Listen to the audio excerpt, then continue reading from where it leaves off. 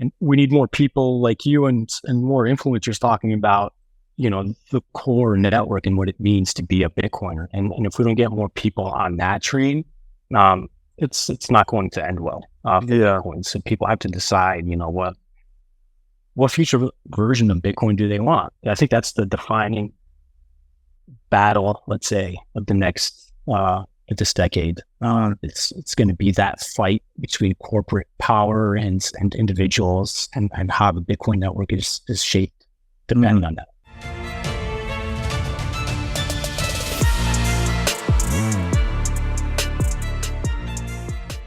Hey everybody, welcome to the What is Money Show. I am thrilled to have you here joining me on my mission to help shine light on the corruption of money.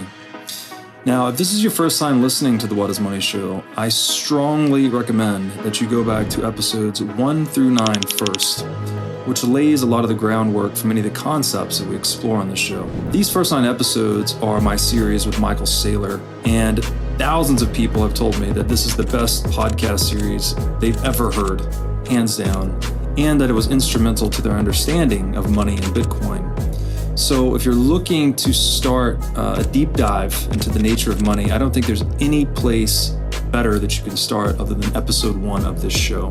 Now, a little bit about this show and how it makes money. The What is Money Show is 100% sponsor based. So all of our revenues are derived from direct sponsorships. And I strive to be very selective about the sponsors that I work with, specifically only using sponsors that I use personally, and also choosing sponsors that have values which are well aligned to the values expressed on this show, such as freedom, education, self-sovereignty, etc. So what I'm going to do now is a few ad reads right at the top of the show, and then I'll do a few more ad reads in the middle. And I hope you'll take the time to listen to them, as again, these are hand-selected sponsors, and I think you'll like what they have to offer.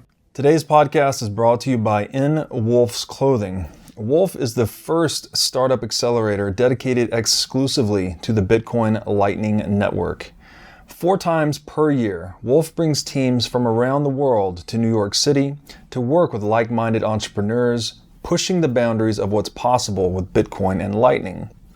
The program is designed to help early-stage companies achieve product-market fit, develop their brand, secure early-stage funding, and grow businesses that help fuel the global adoption of Bitcoin. So go to wolfnyc.com to learn more about the program or apply. Again, that's WolfNYC, WOLFNYC.com. John Stefanopoulos, welcome to the What is Money Show. Thank you for having me. Glad to have you. Took us a few tries, but we're finally getting it up and going here. Just by way of quick introduction for my audience, you are the founder of FutureBit, which is a Bitcoin mining company. It's a little bit different what you guys are doing. So maybe you could just give us a quick intro about you, how you got into Bitcoin, and what is FutureBit? Yeah, sure. So we got into Bitcoin around 2012, 13. That was kind of around when ASICs got introduced into Bitcoin. It was kind of becoming, mining was shifting towards that area. And at the time, I just moved into New York City, had a small studio apartment. So I really got into Bitcoin, and being a technical guy, I was like, all right, I got to start mining. I want to see how this whole system works. So living in a studio apartment, I think it was like a S5 back then. It was a small in today's standards for Bitmain miners, and you could still run it on 120 volt, but it was still very loud. So I quickly realized, that's not a long-term mining solution for a studio apartment in New York City, and that was kind of the genesis for FutureBit. I saw this shift going on, where mining was starting to centralize a lot in these big server-type farms, where economy of scales were there for people to run them, and then the equipment started to get less and less designed for individuals in the home market. So that kind of went against the ethos of Bitcoin, and I was like, I gotta see if I can build stuff catered for the whole miners, and that was kind of how FutureBit started. We started with small USB miners back in 2015, and that kind of, it's an interesting story of how we started, because we had purchased, there was a mining company that had gone bankrupt, so we took all their assets, and they had a couple thousand ASICs left over, and I was like, all right, let me tinker around and try to build a USB miner with these. So that's kind of how we started. Started from a failed ASIC company, and then we introduced our Apollo platform in 2018, and that's kind of the direction of, that was the main mainstream product of FutureBit. So the Apollo platform, it's not only a Bitcoin miner, but we're trying to combine the whole aspect of the Bitcoin ecosystem in a single, easy to use device. So it includes a full node, it's essentially a small Linux computer, and then it has a small Bitcoin miner attached to it. And again, the whole point of it is, we built the miner where it was quiet and low power enough where most people would be able to run it in an apartment setting, and most importantly, not shut it off.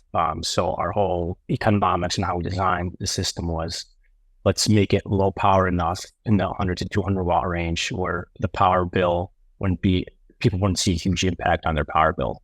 And they would be incentivized to pretty much run the node, which is my main mission, is to get more nodes out there. And the mining aspect is a cool way to incentivize that. And that's how it was in the beginning when Bitcoin started. All right, so the original Satoshi Bitcoin Core, it was a single piece of software that included the wallet, the full node software, plus mining. And that's kind of, how he envisioned the system to build out would be, I don't think Satoshi ever envisioned that mining and full nodes would be separated from wallets, and that there would be three separate systems, which is what they are today. So, and that's kind of created these market dynamics where it's creating more centralization in each aspect. And that's kind of what we're trying to fight. We're trying to get back to that original vision of, there's one person behind a full node and a miner that secures the network. And that's how the network should be secured. And that's how we maintain censorship resistance. And that's pretty much what we're trying to do at FutureBit. Nice. So a lot of technical terms thrown in there for audience that may or may not be deeply familiar with the ins and outs of Bitcoin mining. So maybe we could start to kind of just define some of these terms, and then maybe we can start to unpack the technical side of Bitcoin mining a little bit, because that's what we're going to be talking about today. So you threw out some terms like ASICs. I think you said USB miner, full node. Can we talk about just decomposing a few of these terms, what they are, explaining the technical side of Bitcoin mining to someone who may not be familiar with it? They kind of know what Bitcoin is, but they don't know so much about technical aspects of Bitcoin mining. And then you also said the mission of yourself or the company is basically to incentivize more people to run full nodes. So can we talk about why that's important? Again, defining what a full node is, and then why that's important for the anti-fragility of the network, let's say. Yeah, sure. So let's start off with, what mining is at the basic level. At the end of the day, it's you're hashing a block of transactions that are bundled together. You're taking the hash of that, and the system is trying to solve that whole block by doing these cryptographic hashes. So when you say ASIC or CPU mining, it's all the same thing at the end of the day. They're all computer devices that are doing these cryptographic hashes. So when, Bitcoin first was released, it was all done on CPU. Yeah. The algorithm. Sorry, when you say hash, could you just define that as well, please? Just like what's actually happening for people that may not know that term. Yeah, sure. So when a block is created, what the software does is it essentially bundles all of the transactions that are coming in into a single block, and then the header of that block is hashed.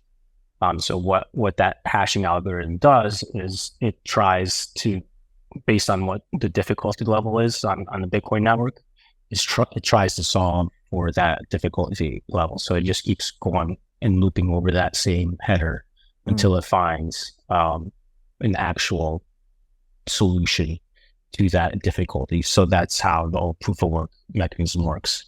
It's trying to continually find, and it's become super hard to do because of ASICs right now, just to find that block header that solves that block. And that proof of work is what secures the whole network.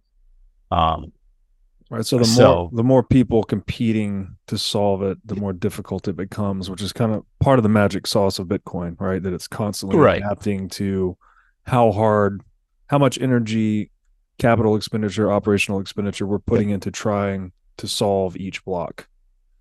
Right. So the whole mechanism of Bitcoin is trying to maintain that 10-minute block time. So whenever the software sees that more blocks are being created within that 10 minutes, it adjusts that difficulty. So it's more harder to solve that block, and then it brings the block time back down to 10 minutes. And that's how we maintain that 10-minute block time. And vice versa. Right. Yeah. Sorry, I didn't mean to cut you off, but I want to, these terms that we throw around in Bitcoin, a lot of people that are new to Bitcoin don't know what they are. So I feel like we have to really kind of double click on them and expand. Yeah, I get it.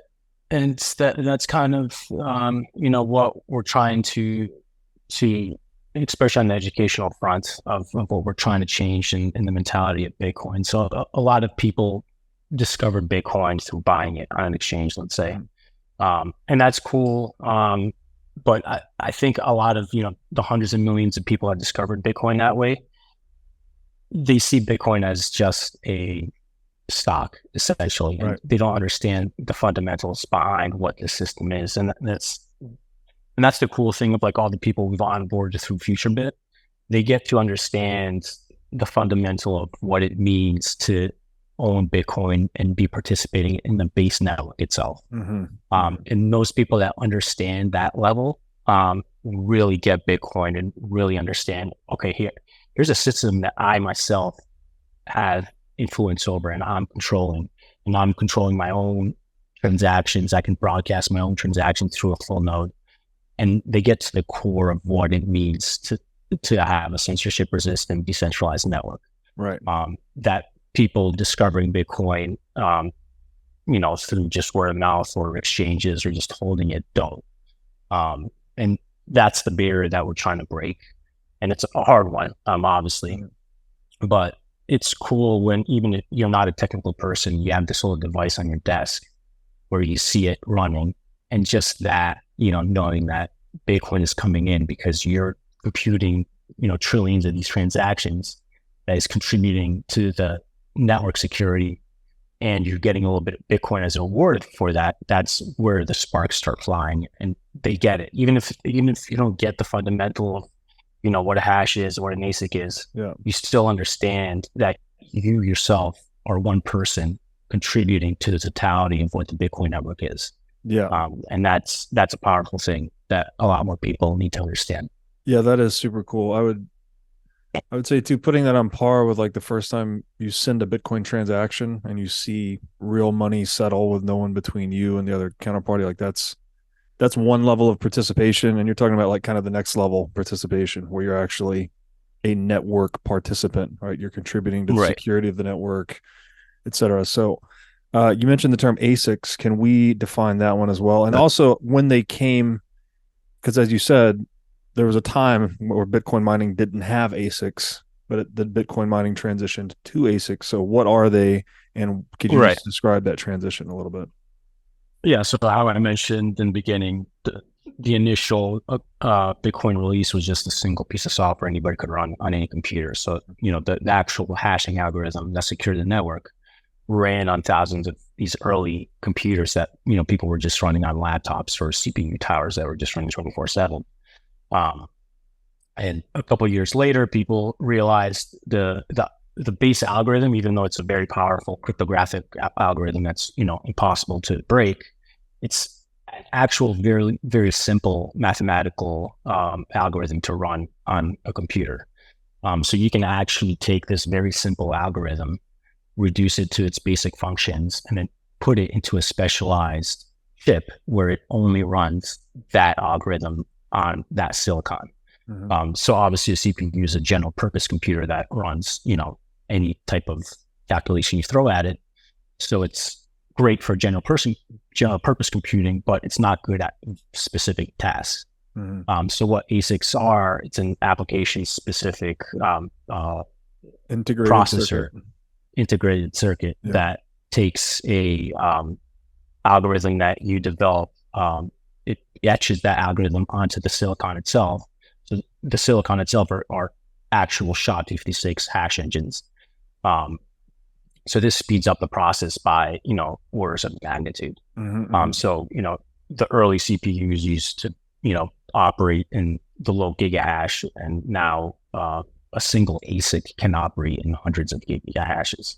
Wow. Not even gigahash, it was like mega hash for actual CPUs back then. So it's like 1,000 times faster.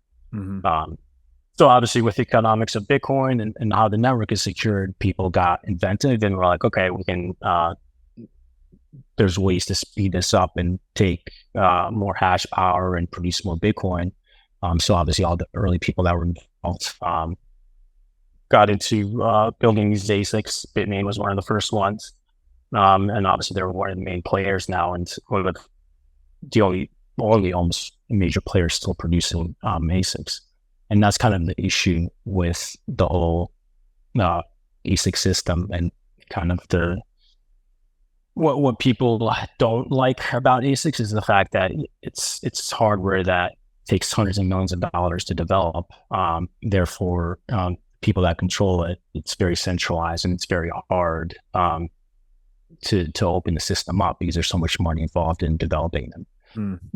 So that, concentrates a lot of the manufacturing for Bitcoin ASICs to just a couple players. And, that also creates the problem of having very little hardware developed that's specific to different areas and different use cases. And that's kind of also what we're trying to fight. We're working and developing our own ASICs that will be able to open up the system and have a lot more participants being able to develop different type of hardware. So there's different use cases beyond just, let's say the desktop miner that we build. There's a whole plethora of different places where you can run ASICs in the home setting. Right. And that's kind of the challenge going forward of how do we create more accessible hardware so more people can get into the mining train. Right. Okay. And so you threw out some terms there, switching from GPUs to ASICs in the mining network. The hash rate, which is kind of the measurement of the total energy that's pouring into the Bitcoin security budget, I guess you would say, Right. is measured in those hashes. So you're going like, Right. mega, giga. I think we're at exahashes today. Right. Still at exahashes. Yeah, and peta would be next. Is that right? I'm not sure.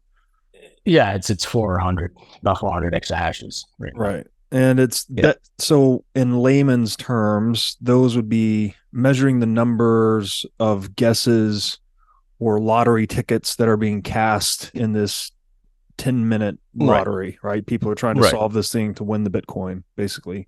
Yep. It's closing on an average of every 10 minutes. As you said, the algorithm's retargeting the difficulty to try to hit a 10-minute block time. If people are mining harder, then the difficulty increases. If mining power comes offline, then difficulty decreases such that it optimizes for 10-minute block times. What does that sound about right to you? Is there anything you wanted to add there on the hash? No, yeah, and that's a cool way to put it too. And that's what a lot of people don't understand, especially on the lower end of devices. So there's a lot of after FutureBit started, there's been a lot of new grassroots type of hardware makers coming out in the market, which is really cool to see. And there's a lot of people don't understand that, they see small miners and like, oh, that's doesn't make any sense. You're never going to make any Bitcoin out of that. Mm-hmm. But that's not really true, because you can technically mine a Bitcoin block off your CPU right now. Mm-hmm. Like you put it, each hash is essentially one lottery ticket to find a Bitcoin block. So it doesn't matter whether you're computing a hash on your cell phone, your computer, or a powerful 200 terahash Bitmain ASIC. Everybody's computing the same hashes. It's just a matter of how many hashes you're putting out there to increase your chances of finding that block. So it doesn't matter what device you have. And it's kind of like what the whole grassroots movement started with FutureBit. A lot of that is not just mining to pools, but it's solo mining. So what a lot of our users do is they just go straight to a solo mine, and they're trying to find that single Bitcoin block themselves, instead of it being pooled to a pool and then the rewards being distributed based on your hash rate. And a lot of our users have actually found blocks, which is really cool to see. Wow. So, a little $500 device has found, a 6 Bitcoin block, and it's exciting. And they keep the whole thing when you see it, because they're not pulled. all 6 Bitcoin, right? Wow, that's crazy. Yeah, so that's kind of the other aspect of how we can continue to incentivize people. It's not just pure economics and what's how much Bitcoin in fiat terms are you making back, which doesn't make sense in the beginning. Anyway, if you're a Bitcoiner and you're mining Bitcoin, you should only care the Satoshis that you're collecting at the end of the day. Sure. And that's my other gripe I have with the whole industry, and we can get into that later. But, a lot of people that are involved in our customer base, they just love running these machines and securing the network, and that's what they care about. And, running our machine as a solo miner is a cool way to do it. Right. Because, yes, you could make a little bit of Bitcoin connected to a pool, but there's this aspect of, I can run the device as a solo. It's cheap enough and the power is low cost enough where I can run it as a solo miner, continually run it, not care about my power bill. And I have a chance that's way better than the lottery to actually get a Bitcoin block. Right. And that's kind of, how I see the Bitcoin network evolving in the future when more people get involved. If you are a business owner or manager, you should know these 3 numbers: 36,000, 25, and 1. 36,000 is the number of businesses that have upgraded to NetSuite by Oracle. NetSuite is the #1 cloud financial system, which allows you to streamline accounting, financial management, human resources, and more. NetSuite turns 25 years old this year. That's 25 years of helping businesses do more with less, close their books in days rather than weeks, and to drive down cost. And finally, 1, because your business is one of a kind. So with NetSuite, you get a customized solution for all your key performance indicators in one efficient system with one source of truth. NetSuite is everything you need all in one place. Right now, you can download NetSuite's popular KPI checklist designed to give you consistently excellent performance absolutely free at netsuite.com/whatismoney. That's netsuite.com/whatismoney to get your free KPI checklist. Again, netsuite.com/whatismoney. Now I'd like to tell you about our sponsor, iCoin Technology. iCoin has just released a sleek new hardware wallet. It looks like a mini iPhone, a little touch screen and camera on it. The device has no Wi-Fi, no cellular connection, no GPS. It's a strictly physically cold hardware wallet.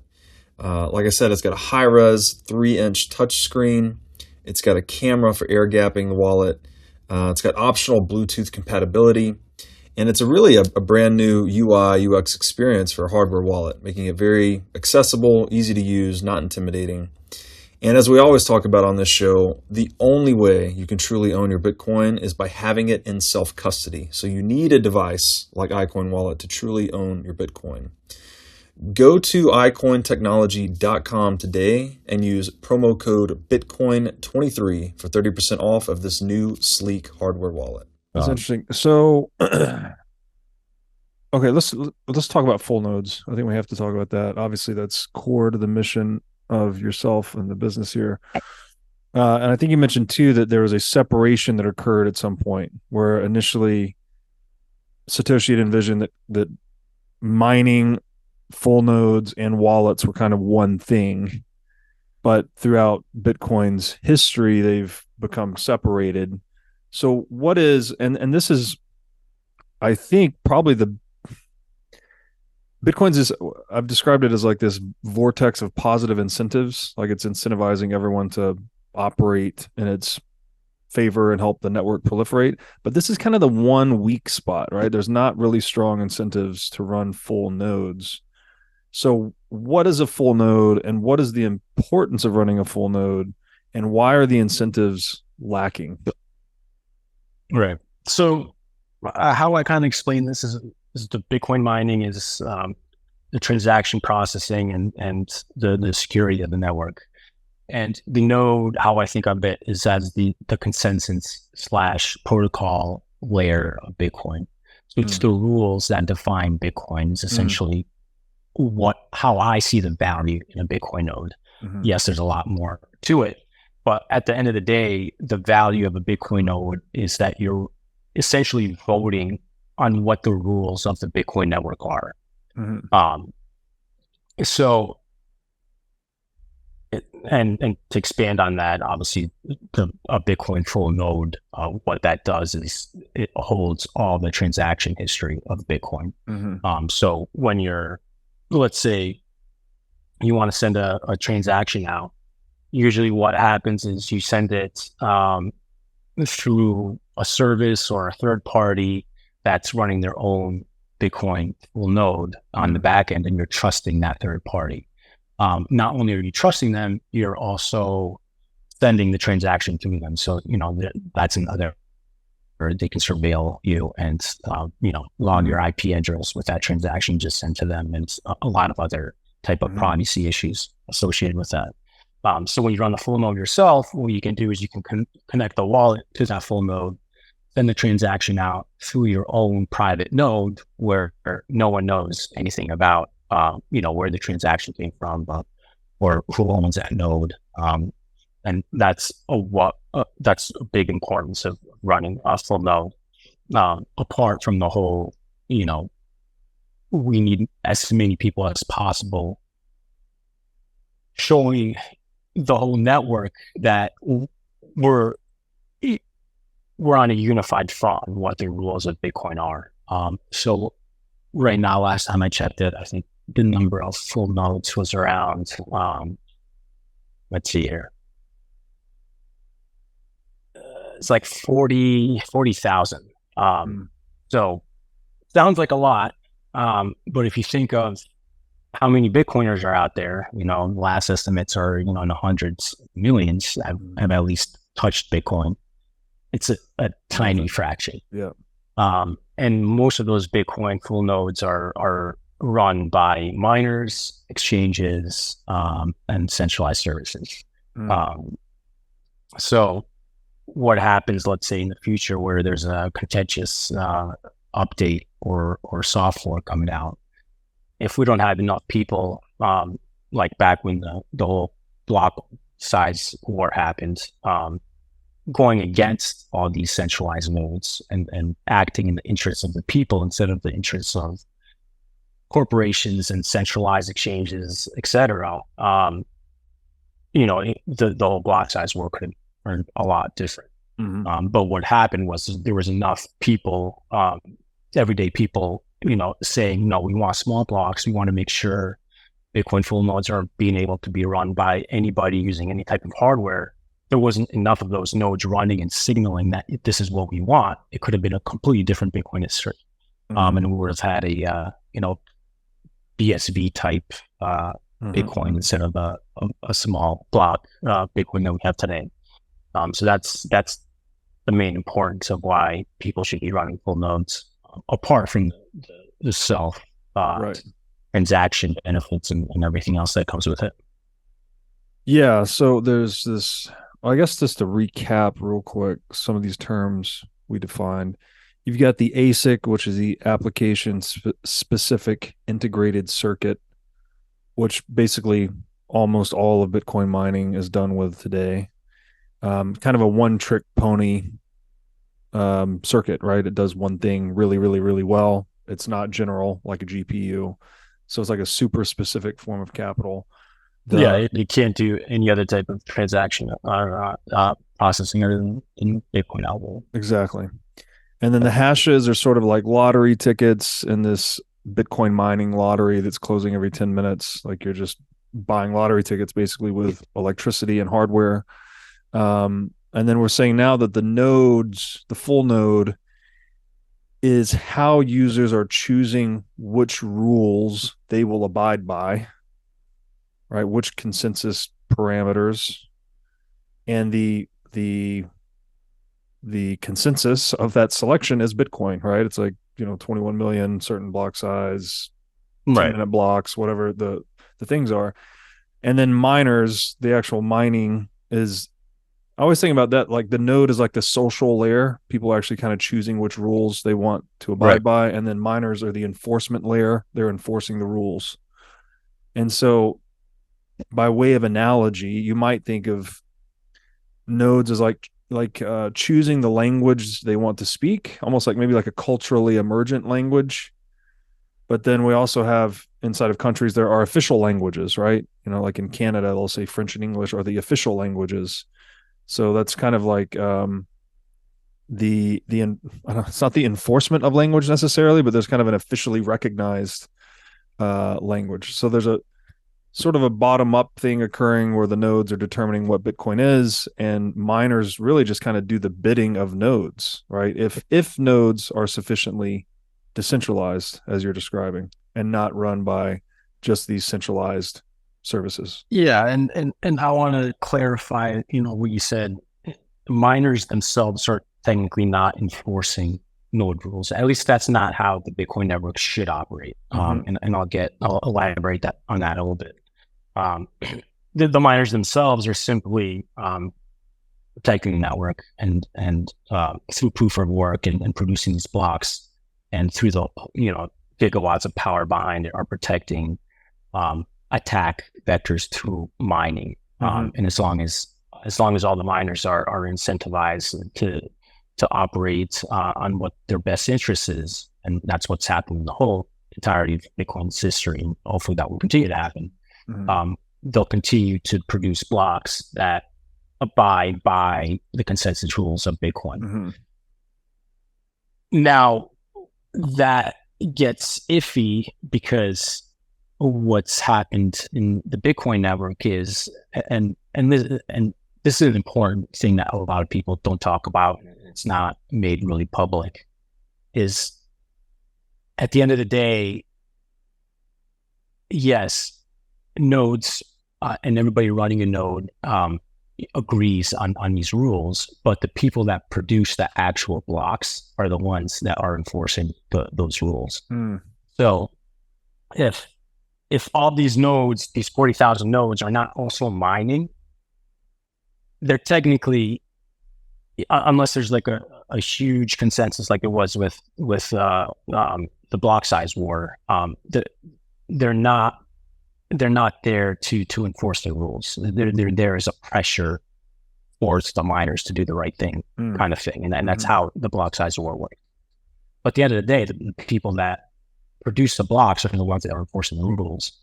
So the issue with centralized mining, and especially not only just on the mega farm, the centralization of mining power, but the centralization of pools, is that there's only, half a dozen pools that produce the majority of Bitcoin blocks. But these half a dozen pools are the ones that are enforcing the rules. And that is where the decentralization issue of Bitcoin comes into play. And that's the important part. So if there's not enough people producing what I call free blocks, solo blocks, or people just running Bitcoin Core on their own, then we get into the issue where, if there's only 5 major pools, they can all get together and say, this is what we're doing now. And these are the transactions that we're going to accept into the mempool and reduce the blocks out of. And if there's not enough, let's say, a good percentage of hash rate, that's just the transactions as the network and the node rules accept, then, your transaction might be blocked because there's some weird history to it that's filtered through these major corporations that they don't want added to their blockchain. But as long as there's enough free hash rate, which should technically be over 50%, then you're almost guaranteed that your transaction, will eventually get onto the blockchain. And that's my main concern over where the trend has been going with Bitcoin mining, and how do we make sure that never happens, regardless of who's involved in Bitcoin, who's mining it, what the future adoption looks like. We have to make sure there's always free blocks being produced, and that can only happen by having enough power being produced by everyday people. Gotcha. You threw out another term there, Mempool. This is the queuing of the transactions that are bidding for block space to get processed or cleared. Yes. And that's kind of, we can go into segue a little bit here with, I'm not sure if you heard the news with Marathon in the past few weeks, where they essentially produced an invalid block. So did you hear about that? Yeah, so Marathon was mined an invalid block that was rejected by the Bitcoin network. And that's great. That's what should happen. So they mined a block that had a bug in it. And the Bitcoin node saw this. They're like, oh, this is not running with the consensus rules, and we're rejecting this block. And that's how the network should operate. And it was great. But what this kind of shows behind the scenes, and what a lot of people don't understand, how the mempool works, and what's important about that is a lot of these centralized pools and miners don't even run a Bitcoin core, and a lot of people don't understand that. So when you're creating, and that kind of goes back to the original question of how the separation of the node and the mining aspect played out and why it's important. When you're running Bitcoin core, you're running the exact same program in the mempool, which collects all the transactions before these transactions are included in the block. So like right now, the mempool is full because, there's always more transactions coming in that are able to be mined. So the only transactions that get included in the next block are usually those transactions that have the highest fees. And that's how the mempool gets cleared. It's based on, whoever has the highest fees. Obviously, the miners are incentivized to take that transaction first. Right. So as long as everybody's technically running Bitcoin core, they're all running and collecting these transactions they should technically all have about the same looking block for each block. But what these centralized miners are doing is they have their own set of software. They have their own set of mining software that collects the transactions from the mempool, and they create these block headers based on whatever they technically want. So that's a distinction that a lot of people don't understand in Bitcoin. Before a block is included in the blockchain, the mempool is kind of like the Wild West. There's no real rules on what transaction you need to pick and include in the block. So you can technically say, I'm going to be altruistic and I'm just going to take all the low fee blocks, and that's the only thing I'm going to mine because I want to make sure all the people that can't afford a $10 block are being included. Or you could take this to the next level where you have a bunch of centralized miners all being backed and owned by these big corporations, and they're like, wait, we can't have Russian transactions included in blocks anymore. So you're going to take your software, you're going to put a little flag for all the IP addresses in Russia and exclude them. And there's nothing in Bitcoin or rules or how the blocks are included in the blockchain that prevents that. And that's kind of like where people don't, when people talk about censorship resistance in Bitcoin, yes, the core layer and the core how Bitcoin is designed is censorship resistance, but the actual mechanism of including blocks into the next block is not. The transactions in the next block is not. And the only way censorship resistant remains on the mempool level is there's enough nodes running, collecting transactions in a censorship resistant way, and then including it in the next block. And so that's kind of what happened with Marathon. They're running their own custom software where whatever they did, they screwed up. They were, running Bitcoin Core, and that block was rejected. But that kind of exposes and a lot of people woke up to the fact that, I'm not, dissing on and saying, any of these big mining companies are not running in the best interests of Bitcoin. But, when you have that much money involved and you have that much corporate pressure and state pressure involved in running these mining operations, you have to question yourself and say, will these companies remain dedicated to the mission of what Bitcoin is? And at the core of it, it is censorship resistance. So, right. But there's a dependency on the self-interestedness of miners. So you're almost assuming they're going to operate in they're going to operate in a way that is profit maximizing, but that's not necessarily true at the corporate level where they might face other pressures, right? State censorship or whatever else. Right. And that's the problem with big mines is when you have a 5 gigawatt mine in Texas, it's an easy target for the state to say, okay, I know where your mine is, obviously. Right. I'll shut down power to it tomorrow if you don't act in the way I want you to act. Right. So that's the problem with the huge concentration of Bitcoin hash rate in these centralized places. Right. Yeah. So then back to the mission of like getting it more distributed, right? By getting more people running full nodes and then more people mining in home and smaller outfits. And that's what a lot of people don't understand. They're like, okay, you look at an Apollo miner, that's a 3 terahash miner. Like, what's that going to do for the network? Yeah, the individual unit won't do anything for the network, but people don't understand the power of numbers. So let's say there's 100 million semi-active Bitcoin users. It would only take 10% of them, let's say, 5 to 10 million people mining at, let's say 10 terahash to equal half the current Bitcoin hash rate. I see. So it would only take a small subset of people that really believe in Bitcoin to get to the point where the censorship resistance of Bitcoin will always remain intact, because there will always be these miners producing blocks that will always be free and it will always take transactions in the mempool as Bitcoin Core, is designed to. Gotcha.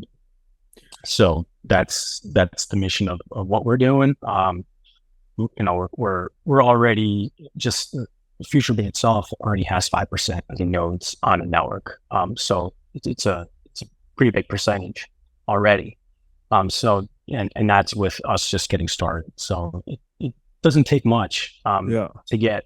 The main thing is to get the word out there, and for people that hold Bitcoin themselves, they have to understand it's not, great, you're buying Bitcoin and you're holding it and it's increasing the price because you're holding Bitcoin. That's one way to help the network, but at the end of the day, it's not about the price. Everybody talks about the price and where it's going, and we need more people like you and more influencers talking about the core network and what it means to be a Bitcoiner. And if we don't get more people on that train, it's not going to end well for Bitcoin. So people have to decide, what future version of Bitcoin do they want? Do they want the corporate owned version where, okay, there's billions of dollars being poured into the network, but at the end of the day, how different is it than the current banking system? Or do you want the version where,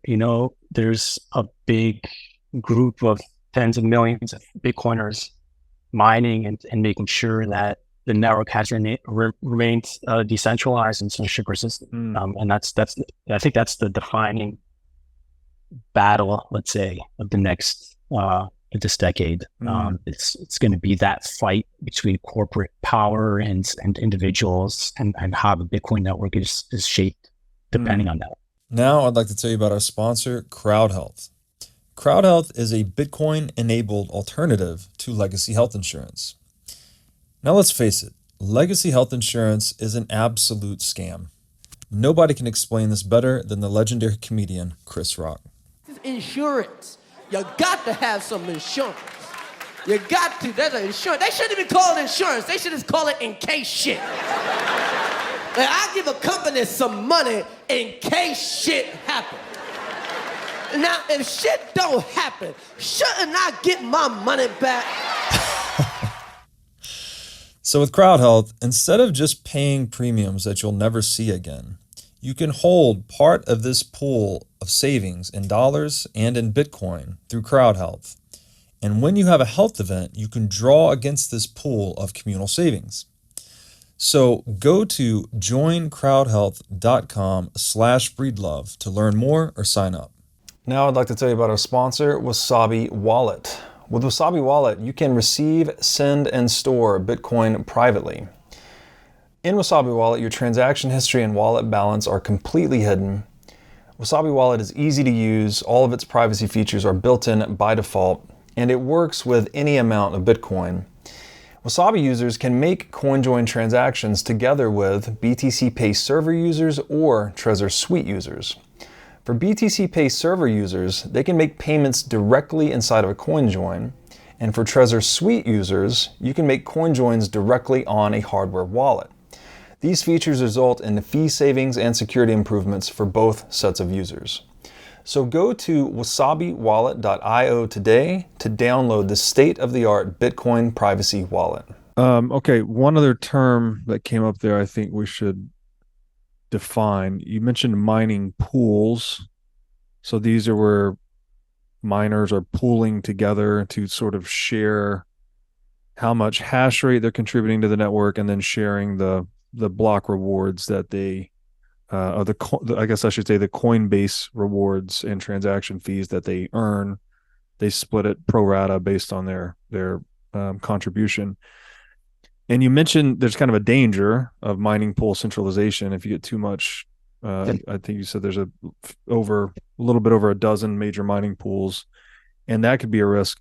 I've heard the counterpoint though, because mining pools are so easy to enter and exit, that centralization is less of a risk related to mining pools. So could you just give us your explanation of what mining pools are and what the centralization risk actually are related to mining pools?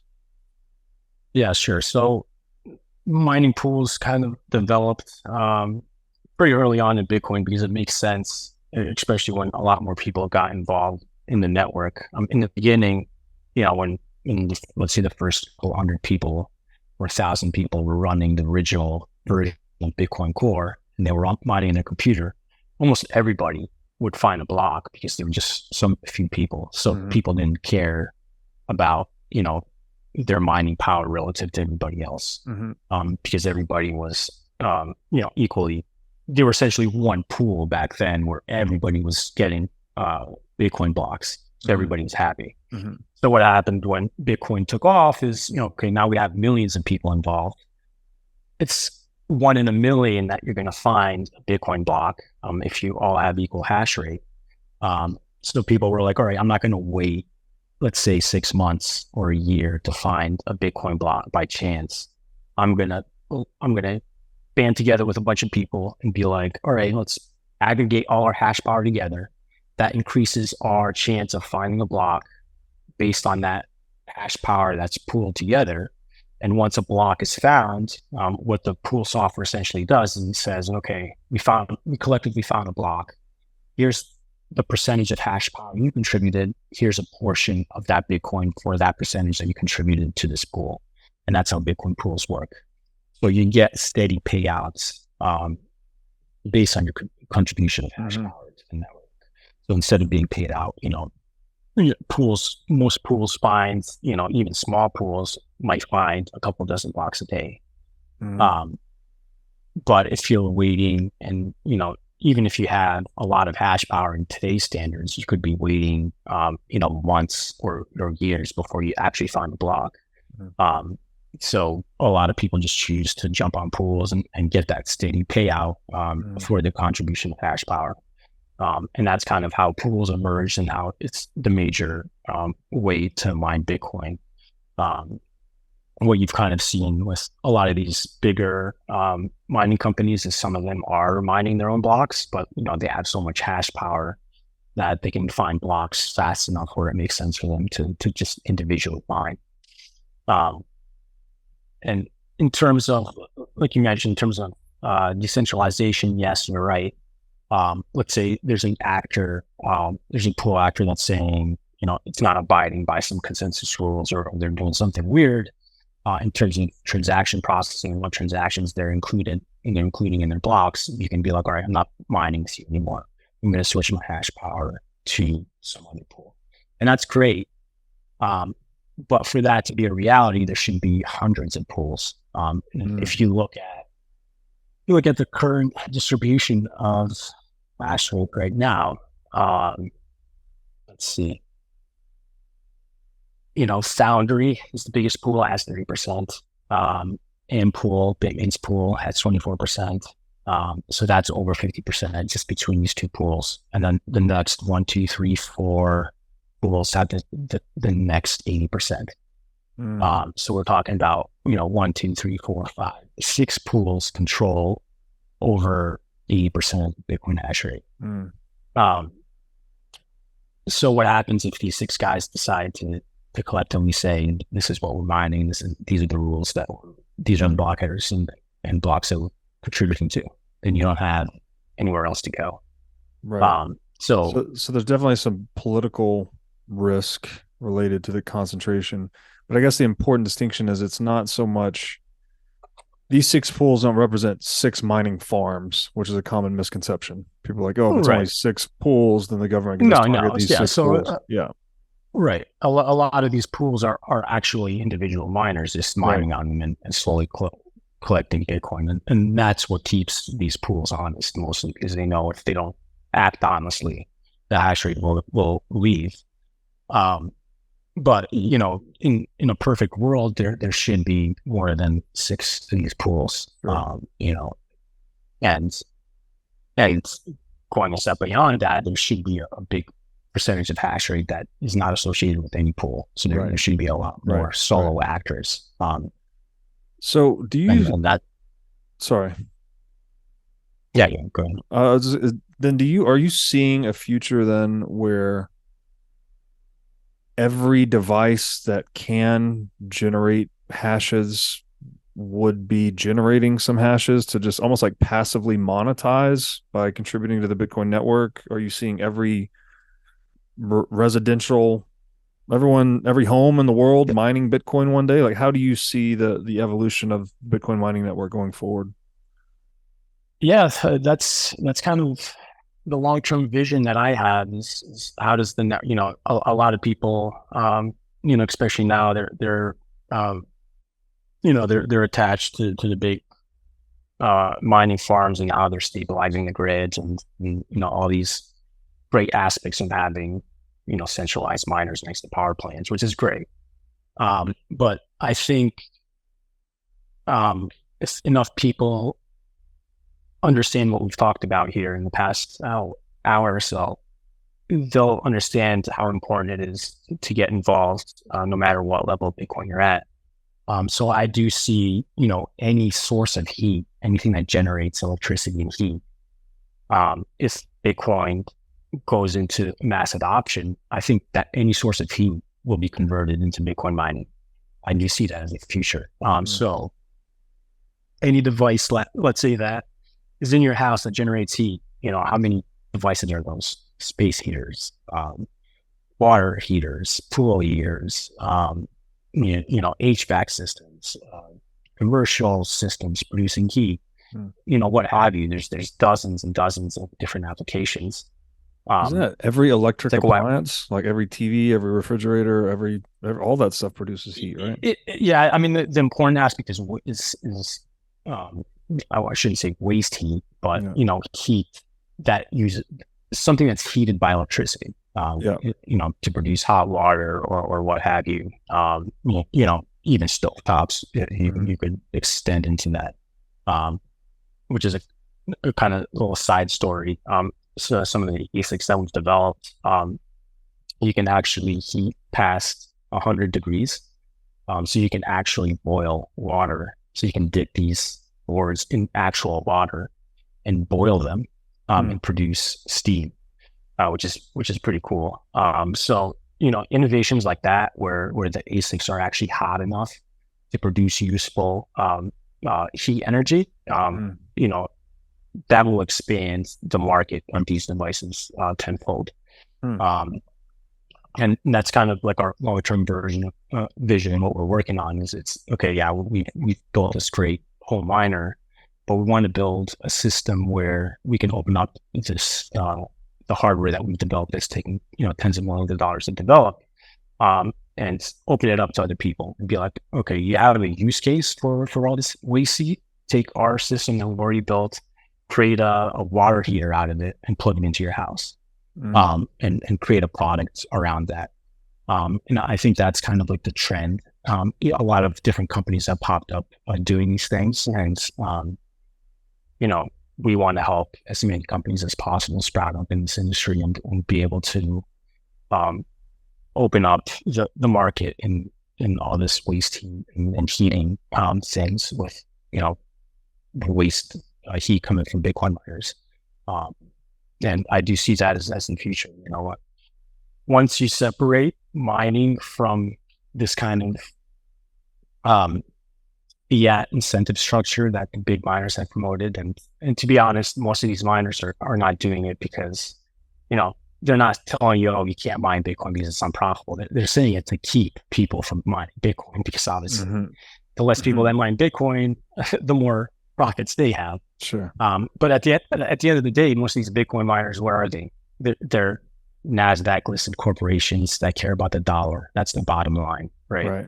They don't care. Right. They don't care about how much Bitcoin they mine. You see, they sell Bitcoin all the time to finance the future. So when we get to a point where a lot of millions of people that are into Bitcoin because of why they're into Bitcoin, that matters. The fact that the dollar is being devalued, they want a different system. They want to opt out of the fiat system. All those people will get it. They'll run Bitcoin and not care about what it costs them to run those miners, especially when it's coupled with these devices where they can heat their house up with it. So in a sense, it costs them zero to mine Bitcoin because that would have been wasted electricity for a power bill anyway. So when we get to that kind of mindset, I think that's when this will really take off. And it's already started, and I'm already seeing it. There's a lot of companies sprouting up, and there's a lot of products coming up that that are going in that direction. It's real cool to see. Yeah, I had some Bitcoin mining produced beef jerky, which was pretty cool. They use the heat off the miners to make beef jerky, I guess. Right. I've heard, I don't know if these exist or this was just a theory or what, but talking about like Bitcoin mining hot tubs, like you actually just heat a hot tub with Bitcoin mining. Right. Yeah. Interesting. Yeah. Heating greenhouses. There's heating up greenhouses with Bitcoin miners. There's so many applications that people don't realize, even if a small fraction of this whole waste heat industry is adopted to Bitcoin mining, that would blow out the hash rate of every centralized miner, probably tenfold. Wow. So it's a huge industry that people don't understand, and I really think that's going to be a direction. I think how I kind of explain it to people, I think is like we're at the IBM mainframe era of Bitcoin mining. So before the Apple came out and Macintosh, all the early compute power was centralized into these mainframes. And back then, all those mainframe providers were like, people will never do this in their house. You know, people will never have computers in their house doing this until a company came up and was like, here you go. You can do this in your house. And that's kind of like where we are, I think, in Bitcoin history. And we're kind of like in that 1984 moment of, you know, where we're going to open up Bitcoin mining to everybody. And that's going to be really cool to see and to see it play out. And I personally hope that is the future we see these, and then we'll know we won. Then we'll know there's no way Bitcoin can be co-opted by corporations again. You know, that's a great way to look at it. The mainframe moment, you know, switching to the PC, kind of eerie that it's 1984. That's the year that we're right. Is it the PC moment, or is it? Listen. That's in general, and the whole how the world is shaping up. You know, that's kind of what we're fighting, right? At the end of the day, where we're fighting, we're individual freedoms and individual sovereignty over everything else. That's what the core mission of Bitcoin is at the end of the day. And if we don't make sure the tools are there for people to fight for that freedom, we're going to lose. You know, if we'll let corporate interests and money and fiat money take over Bitcoin, it will get taken over. Sure, on the surface, it will be a decentralized network, but you know, how so? How you know, the only way to fight that is at least that I can see is through the aspect of mining and making sure there's enough people involved in the space. So yeah, it's really where the rubber meets the road for Bitcoin is mining, right? And so the more widely dispersed that activity is in terms of both geography and individual participation, the better off the network is. The more it serves that end that you're describing, which is individual sovereignty and freedom. Right. So, well, John, this has been really fun conversation. I think we hit a lot of typically obscure technical aspects for people and hopefully helped explain them a little bit more clearly. Is there anything else that we missed or anything you'd like to say in closing? I think we covered everything. I mean, again, the only thing can't repeat it enough. You know, if you're into Bitcoin, if you're involved in it, if you hold any Bitcoin, just do a little research. You know, it doesn't matter what you're doing. Go buy a $200 S9, whatever it is. Check out how Bitcoin mining works. Look for devices that you can just run on your desk. As seemingly, you know, stupid and insignificant that it might seem, the power is in people and the numbers. So if we have millions involved, that's what matters at the end of the day. And that's what Bitcoin was designed for. It was designed for millions of people involved in the system, not 40,000 nodes and not, you know, 1,000 central mines contributing to the majority of hash rate. We need millions of people involved in the base layer. Beautifully said. Where can people find you on the internet? The main website is FutureBit.io. And you can find us on Twitter as well, FutureBit. And then my handle is Stefanopoulos. Awesome. We'll link to both of those in the show notes. John, thank you again. Thanks for having me. Great conversation.